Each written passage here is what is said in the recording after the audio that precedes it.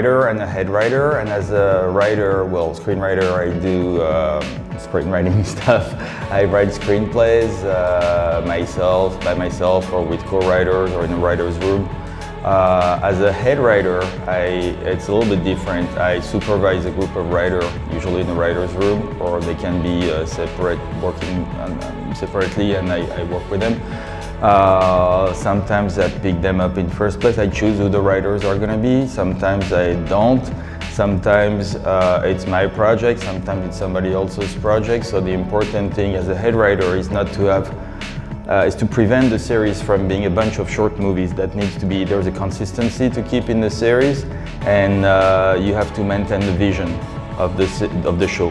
Whether it's mine or it's somebody else, as a director, as a producer, you need to make sure that everybody, like the whole team of writers, is going to be writing the same show, the same series, the one on which we all agreed before we started making the show with the co-producers, because otherwise it might go all over the place.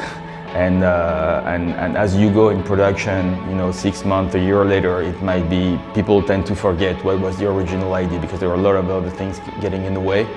And there's a lot of logistics, like working with the director and working with the producers, executive producers, and make sure that everything goes smoothly as can, follow the schedule and the budget, and deal with the agents, and make sure that everything is on time and as good as it can be.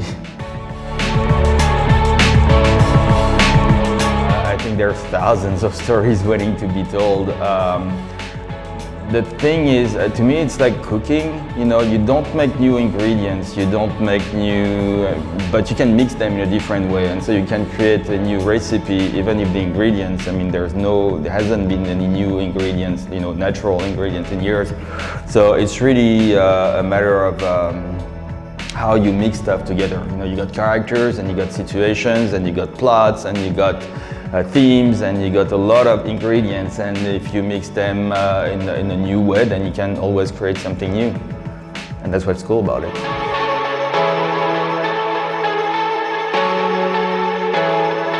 That's the hardest one because because things are changing a lot, so advices that were good a few years ago or even a few weeks ago might not be good anymore tomorrow.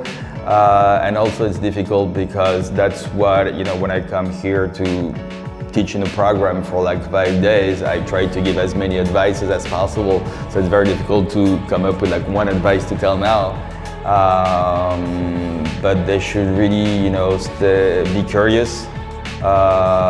Don't think that, not think of, maybe the question to ask is not what's the current thing, what is the thing that is really cool and that everybody's doing now, because by the time you do it, or what is what broadcasters are looking for, because by the time you do it, there will be a lot of those which are being made already. Maybe more thinking like, okay, what would be really cool that I haven't seen in a long time, that I wouldn't, and that maybe the market is not ready for at this point, but I really feel that that's something I'm interested in, and I really, really want to tell that story, and at some point it will be the good time, if not tomorrow, maybe later, but not really try to follow trends, and try to dig into like the whole history of movies, of arts, because there's a lot of cool stuff which are just, are forgotten and just being asked to be told again. You were asking me about what series need to be told. Some series, like old stories, need to be told again.